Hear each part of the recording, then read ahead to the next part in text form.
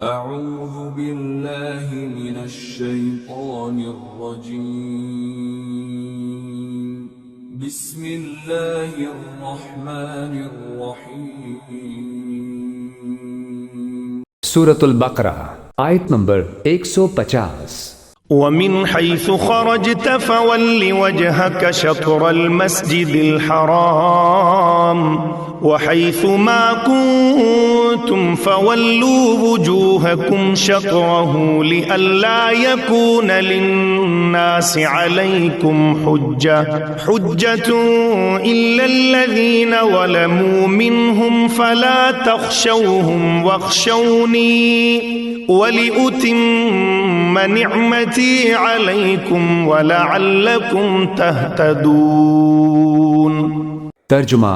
اور جہاں سے بھی تم نکلو اپنا منہ مسجد حرام کی طرف کرو، اور تم جہاں کہیں ہو اپنے چہرے اسی کی طرف رکھو تاکہ لوگوں کو تمہارے خلاف حجت بازی کا موقع نہ ملے۔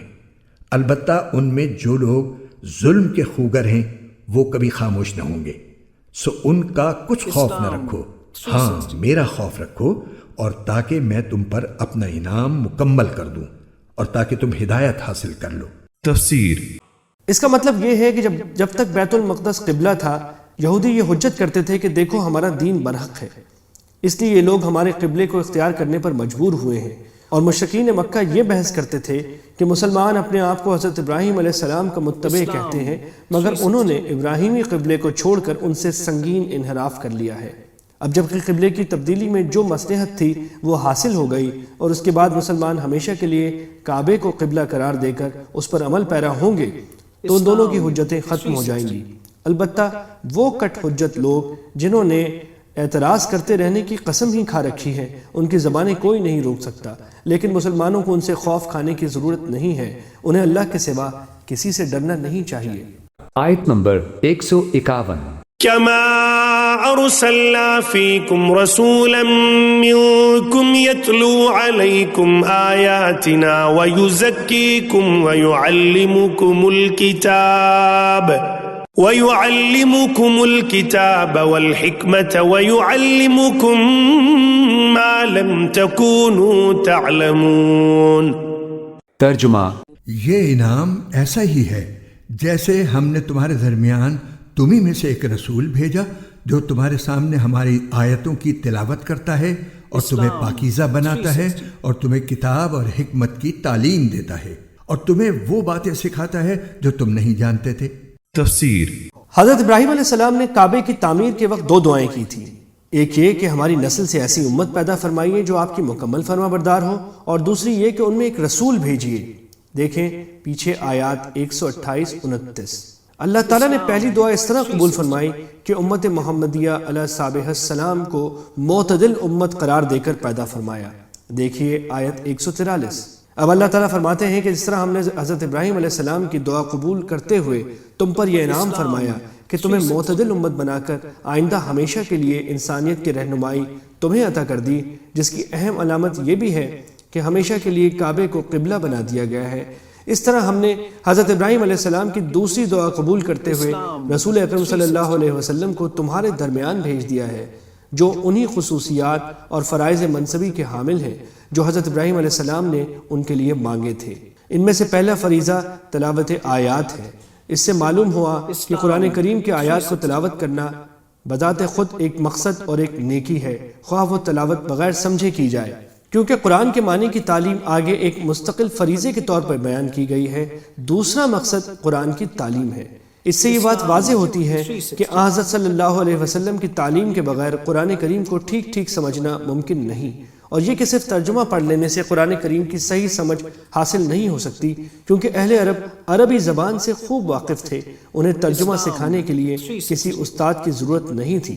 تیسرے، آپ کا فریضہ یہ بتایا گیا کہ آپ حکمت کی تعلیم دیں۔ اس سے معلوم ہوا کہ حکمت، دانائی اور عقل مندی وہی ہے جو حضرت صلی اللہ علیہ وسلم نے تلقین فرمائی۔ اس سے نہ صرف آپ کی احادیث کا حجت ہونا معلوم ہوتا ہے، بلکہ یہ بھی واضح ہوتا ہے کہ اگر آپ کا کوئی حکم کسی کو اپنی عقل کے لحاظ سے حکمت کے خلاف محسوس ہو تو اعتبار اس کی عقل کا نہیں بلکہ حضرت صلی اللہ علیہ وسلم کی سکھائی ہوئی حکمت کا ہے۔ چوتھا فریضہ یہ بتایا گیا ہے کہ آپ لوگوں کو پاکیزہ بنائیں۔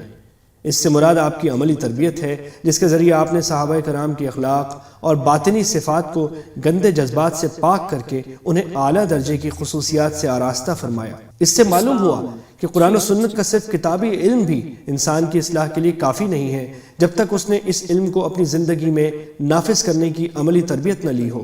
حضرت صلی اللہ علیہ وسلم نے صحابہ کو اپنی صحبت سے سرفراز فرما کر ان کی تربیت فرمائی، پھر صحابہ نے تابعین کی اور تابعین نے تبع تابعین کی اسی طرح تربیت کی، اور یہ سلسلہ صدیوں سے اسی طرح چلا آتا ہے۔ باطنی اخلاق کی اسی تربیت کا علم علم احسان یا تزکیہ کہلاتا ہے، اور تصوف بھی در حقیقت اسی علم کا نام تھا، اگرچہ بعض نااہلوں نے اس میں غلط خیالات کی ملاوٹ کر کے بعض مرتبہ اسے خراب بھی کر دیا، لیکن اس کی اصل یہی تزکیہ ہے جس کا ذکر قرآن کریم نے یہاں فرمایا ہے، اور ہر دور میں تصوف کی اصل حقیقت کو سمجھ کر اس پر عمل کرنے والے ہمیشہ موجود رہے ہیں۔ آیت نمبر 152۔ فاذکرونی اذکرکم واشکروا لی ولا تکفرون۔ ترجمہ: لہٰذا مجھے یاد کرو، میں تمہیں یاد رکھوں گا، اور میرا شکر ادا کرو اور میری ناشکری نہ کرو۔ تفسیر: فاذکرونی اذکرکم، پس مجھے یاد رکھو، میں تمہیں یاد رکھوں گا۔ یہ بہت بڑا میثاق ہے اور بہت بڑا وعدہ ہے، بہت بڑا وعدہ، اور یہاں تک حدیث میں پھر اس کی شرح آئی ہے، میرا بندہ اگر مجھے اپنے دل میں یاد کرتا ہے میں بھی اسے اپنے جی میں یاد کرتا ہوں، اور میرا بندہ اگر میرا ذکر کسی محفل میں کرتا ہے تو میں اس سے بہت اعلیٰ محفل میں اس کا ذکر کرتا ہوں۔ اس کی محفل تو بہت بلند و بالا ہے، فرشتے ملائکہ مقربین کی محفل ہے، میں اس سے بڑی بہتر محفل میں ان کا تذکرہ کرتا ہوں۔ فاذکرونی اذکرکم واشکروا لی ولا تکفرون، اور میرا شکر کرو، میری نعمتوں کا ادراک کرو، اس کا شعور حاصل کرو، اس پر زبان سے بھی شکر ادا کرو، اپنے عمل سے بھی، جوارح سے بھی ان نعمتوں کا حق ادا کرو۔